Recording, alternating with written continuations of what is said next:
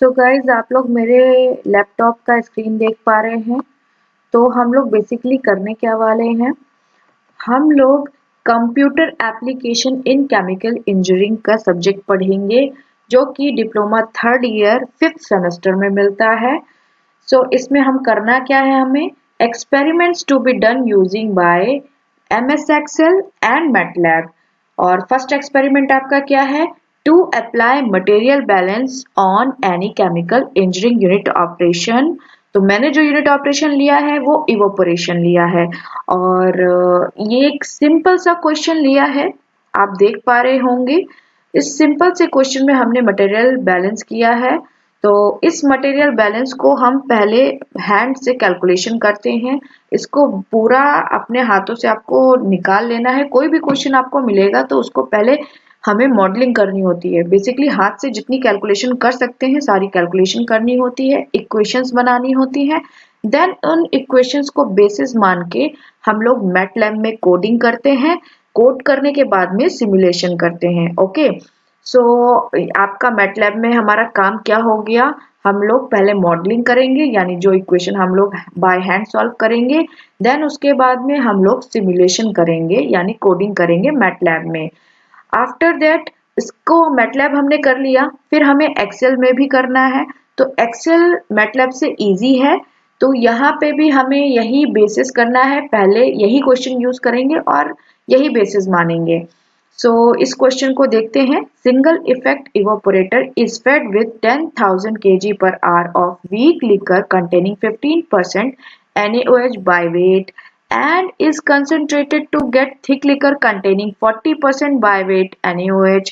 तो निकालना क्या है, पहला पार्ट में हमें बोला है kg per hour of water evaporated यानी कितना निकला, एंड बी पार्ट में क्या बोला है, kg per hour of thick liquor obtained।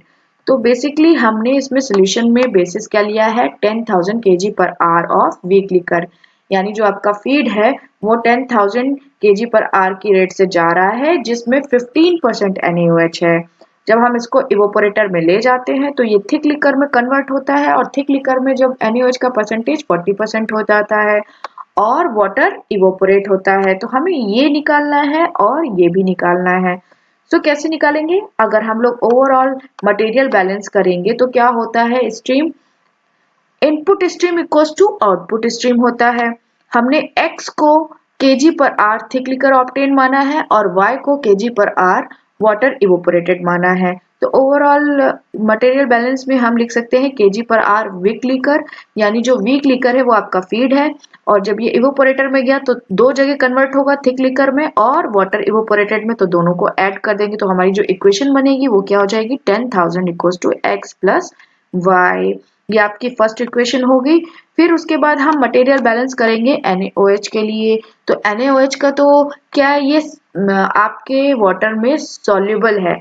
तो क्या होगा कि जो जितना परसेंट आपका NaOH मतलब जितना आपका वेट में आपका NaOH फीड में अवेलेबल है उतना ही आपका आउटपुट में अवेलेबल होगा। यानी वीक लिकर में जितना आपका NaOH है उतना ही आपका NaOH थिक लिकर में होगा, है ना, आप समझ रहे हैं। तो अब वीक लिकर में कितना बोला था, 10,000 में 15%, तो 15% को हम 0.15 लिखेंगे। और NaOH थिक लिकर में कितना बोला था, 0.4%। और हमें ये निकालना है तो हम इसको x से डिनोट करेंगे। x की वैल्यू जो हम लोग कैलकुलेट करके निकालेंगे तो 3,750 kg पर आर आ जाएगी। और अभी हम लोगों ने इक्वेशन फर्स्ट पढ़ी थी कि x plus y equals to 10,000 है। तो y इक्वल्स टू क्या हो जाएगा, 10,000 माइनस एक्स। तो माइनस एक्स की वैल्यू रख देंगे हम, तो हमें y इक्वल्स टू 6,250 kg पर आर मिल जाएगा। इसी के बेसिस पे अब हम लोग करेंगे मैटलैब। तो मैटलैब पे जाते हैं तो ये आपके मैटलैब का आइकन है। अगर आप यहाँ से ओपन करेंगे तो भी आपका मैटलैब ओपन हो जाएगा। उसके अलावा अगर आपके मैटलैब में कुछ प्रॉब्लम है, जैसे मेरे मैटलैब में थोड़ा सा पीसी में प्रॉब्लम क्रिएट कर रहा है, तो मैं यहाँ से मैटलैब टाइप करके रन कमांड करके आएगा तो आप यहाँ से ओपन कर सकते हैं। तो ये बहुत ही हैवी सॉफ्टवेयर है तो टाइम टेकन है। सो मैं मैटलैब डायरेक्ट यहाँ ओपन कर रखा है, देखिए। तो बेसिकली मैंने ये आपको मैटलैब की स्क्रीन है, यहाँ पे आपको होम, प्लॉट, एप्स ये सब मिल जाएगा। न्यू स्क्रिप्ट, अगर न्यू आपको डॉक्यूमेंट खोलना है, जितने आपने सोल्यूशन अभी सॉल्व किए हैं, कोई फाइल ओपन करनी है मैटलैब की तो आप यहाँ से ओपन कर सकते हैं। यहाँ सब कुछ गिवन है, आपको बस पता होना चाहिए। रन एंड रन टाइम, जब आप कोड डालने के बाद में रन करेंगे तो यहाँ पे रन और टाइम आपको बता देगा। ये सब आपका सब आपके हेल्पिंग हैंड्स है। सो ये आपकी जो है करंट फोल्डर कौन सा खुला हुआ है यहाँ पे आपको शो करेगा। ये आपका एडिटर में यहाँ पे आप एडिट कर सकते हो इजीली। ये आपकी कमांड विंडो होगी और ये आपका वर्क स्पेस हो गया। जो कमांड विंडो में आप जब कमांड देंगे और फिर उसके बाद में एंटर करेंगे तो यहाँ पे वैल्यूज अपने आप से फीड होती चली जाएंगी। तो बेसिकली मैंने पहले से ही लिख के रखा है। तो मैंने ये percentage overall material balance percentage, percentage आगे और पीछे लगाने का फंडा ये है कि ये ग्रीन कलर में आपको दिख जाता है तो एक कमांड लेता है, ठीक है। तो ये आपका हेडिंग डल रहा है कि ओवरऑल मटेरियल बैलेंस, फिर उसको ही जो हम लोगों ने हैंड रिटन में किया था उसी को ही हम यहाँ पे लिख देंगे। Kg per hour input stream equals to kg per hour output stream. फिर kg per hour weak liquor equals to क्या हो जाएगा, kg per hour thick liquor plus kg per hour water evaporated. आपको इसी तरह ही स्पेसिफाई करना है। तो ओवरऑल मटेरियल बैलेंस के लिए इक्वेशन जो बनी थी वो 10,000 equals to x plus y हो गई थी, जिसको हमने इक्वेशन 1 नाम दिया था। जब हमने मटेरियल बैलेंस NaOH का किया था, जो उस तरह वहां पे जैसे लिखा था वैसे ही यहाँ पे भी लिखेंगे। NaOH in input stream equals to NaOH in output stream. तो NaOH इन वीक लिकर में क्या हो जाएगा, वो हो जाएगा NaOH इन थिक लिकर। भाई आपका जो वाटर में NaOH है वो तो सॉल्युबल है ना, तो वो तो कहीं नहीं जा रहा। तो जितना आपने वीक लिकर में मतलब फीड में दिया है उतना ही आपको थिक लिकर में मिलेगा। थिक लिकर में इसलिए मिलेगा क्योंकि वो इवेपोरेट नहीं हो रहा, इवेपोरेट सिर्फ वाटर हो रहा है इसलिए। अब जो आपकी इक्वेशन बनी थी यहाँ पे मैंने ए लिया है, इसको वेरी कर दिया है। क्यों किया है, अगर आप यहाँ पे 0.15 भी लिखेंगे, 15% था तो आप 0.15 के बेस पे हम लोगों ने कैलकुलेशन की थी। पर ये मैटलैब है तो थोड़ा सा मैंने स्पेसिफाई किया, थोड़ा सा और टफ किया है। आप यहाँ पे 0.15 करके भी कर सकते हैं तो आपको एग्जैक्ट आंसर वो तुरंत के तुरंत ही दे देगा। मैंने थोड़ा वेरी किया है, तो वेरी कहाँ से किया है, मैंने 10% से लेकर 20% तक वेरी किया है और एक स्पेसिफाई वैल्यू के साथ में किया है, जिसको हमने मिडिल पॉइंट में रखा है 0.001 तक। ठीक है, तो ये इक्वेशन आपकी सेकेंड इक्वेशन बन गई। आपने जब y की वैल्यू निकाल रहे थे तो हम क्या करते हैं, y equals to 10,000 minus x करते हैं। तो अब यहाँ पे क्या होगा कि x की जो वैल्यू है यहाँ से निकाल सकते हैं इस फॉर्म में, a के फॉर्म में। तो हम y equals to 10,000 minus a dot asterisk, क्योंकि एस्ट्रिक इसलिए लगाया है क्योंकि हम गुणा के लिए मल्टीप्लिकेशन के लिए एस्ट्रिक का यूज करते हैं मैटलैब कोडिंग में। ठीक है, तो 10,000 डिवाइडेड बाय का सिंबल लगाया 0.4। ठीक है, फिर उसके बाद में हमने इसको भी लिख दिया, मेंशन किया कि फ्रॉम इक्वेशन 1 एंड 2 से। फिर ये मैंने कोड्स लिखे हुए हैं यहाँ पे इसलिए लिख दिए हैं, कभी क्या होता है कि रन आप जब कमांड विंडो में जाते हैं तो आप एक बार अगर टाइप कर दिया और अगर आपने रन कमांड दे दी तो फिर क्या होता है कि वो दोबारा टाइप वहां पे नहीं जाएगा, वापस नहीं जाता और आपको फिर दोबारा टाइप करना पड़ता है। तो उससे बेटर है कि आप यहाँ सारा सब कुछ लिख लीजिए, उसके बाद यहाँ से सब कुछ कॉपी पेस्ट यहाँ करते जाइए एंड कमांड देते जाइए।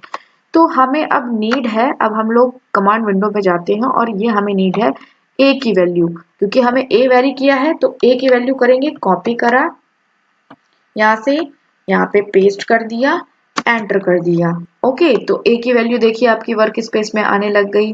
फिर दूसरा क्या करेंगे, फिर ये हमारी जो मेन इक्वेशन है इसको रखेंगे, कॉपी किया और यहाँ कमांड विंडो पे पेस्ट कर दिया और एंटर कर दिया, तो y की वैल्यू भी आपकी आ गई। देखिए वैल्यू यहाँ पे दिखाने लगा। अब क्या करना है, हमें प्लॉट करना है, मतलब हमने a जो परसेंटेज बढ़ाए हैं या घटाए हैं उस पे हमारी y की क्या वैल्यू आ रही है वो प्लॉट से हमें बहुत इजीली पता चल जाएगी। देखिए अब ये 3 लाइन में आपको आंसर मिलने वाला है और बहुत 10% से लेकर 20% तक का आंसर मिलने वाला है। तो यहाँ से मैंने कॉपी किया एंड यहाँ पे हमने इसको पेस्ट कर दिया। आपको ये जो कमांड दे रहे हैं ना, ये जो कोड लिख रहे हैं आपको इसी तरह लिखने हैं। और ए के बाद जो डॉट लगाया है मैंने इस इक्वेशन में, क्योंकि हमने इसको वेरी किया है इस वजह से लगाया है। ठीक है, और प्लॉट में p छोटा है, प्लॉट लिखा, फिर स्पेस दिया है, फिर छोटा ब्रैकेट, फिर y, फिर कॉमा, फिर a, फिर ब्रैकेट, फिर उसके बाद में semicolon and then enter. तो आपको देखिए अभी थोड़ी देर में ग्राफ मिलने वाला है। आई होप, ये टाइम ले रहा है, बस आ जाएगा अभी आपका ग्राफ। तो आपका ग्राफ आ गया है, ये देखिए।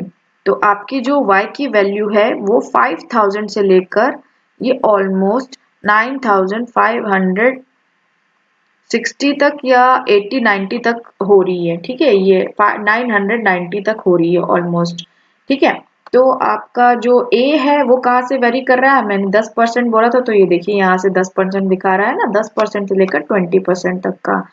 तो अब आपको ए वेरिएबल पे आपको y की अलग अलग वैल्यूज मिल गई, ठीक है। हमने जो कैलकुलेशन करी है हम लोग वो भी देख लेंगे। अब हमने y और a के बीच में प्लॉट तो निकाल लिया, पर अब यहाँ पे अगर हम यहाँ पे नाम लिख देंगे तो हम इस प्लॉट को रख सकते हैं। अगर हमें सेव करना है तो हमें पता तो चलना चाहिए ना कि यहाँ पे क्या शो कर रहा है, यहाँ पे क्या शो कर रहा है, और हमें इसका टाइटल देना होगा। तो हम क्या करेंगे, जो एक्स लेबल लिखेंगे, एक्स लेबल मतलब लेबल दे रहे हैं ना, तो एक्स लेबल वाला कमांड देंगे। क्या होगा, यहाँ से उठाया, यहाँ पेस्ट कर दिया एक्स लेबल।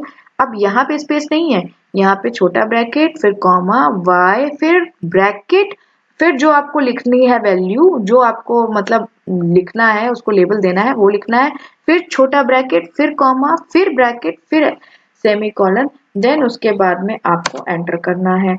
क्या देखते हैं ग्राफ में कुछ चेंज हुआ? यस, देखिए आपके ग्राफ में नीचे की साइड इसको हमने स्पेसिफाई कर दिया कि आखिर एक्सेस पे हमें क्या शो कर रहा है। इसी तरह हम y को भी लेंगे कि y एक्सेस क्या शो कर रहा है। तो हमने यहाँ पहले ही से कोड लिखे हुए हैं, तो इसको यहाँ से कॉपी किया एंड यहाँ पे पेस्ट कर दिया एंड देन एंटर कर दिया। देखिए आप ग्राफ में क्या कुछ चेंज हुआ? यस ऑफ कोर्स, देखिए फिर से चेंज हो गया, आपका y एक्सेस पे भी डिनोट होने लगा है। अब हम क्या करेंगे, दूसरी कमांड देंगे, हम कॉपी करा एंड यहाँ पे गए एंड पेस्ट कर दिया, फिर इसको हम यहाँ पे एंटर कर देंगे। तो अब फिर ग्राफ पे देखते हैं क्या चेंज हो गया। ये देखिए ये ग्रिड्स आ गए। तो ग्रिड से क्या बेसिकली आपका बेनिफिट होता है, देखिए हमने 14 से 16% के बीच में 15% आएगा, जो कैलकुलेशन हम लोगों ने हैंड रिटन की है। तो 15% की अगर लाइन पे जाएंगे तो ये मिडिल पॉइंट मिलेगा, और मिडिल पॉइंट अगर यहाँ नीचे जाएंगे तो y की वैल्यू 6250 के आसपास मिल रही है, ठीक है। यही वैल्यू हम लोगों ने कैलकुलेट करी थी, तो इसका मतलब हमारा ग्राफ सही है अगर हम क्रॉस चेक करना चाहें।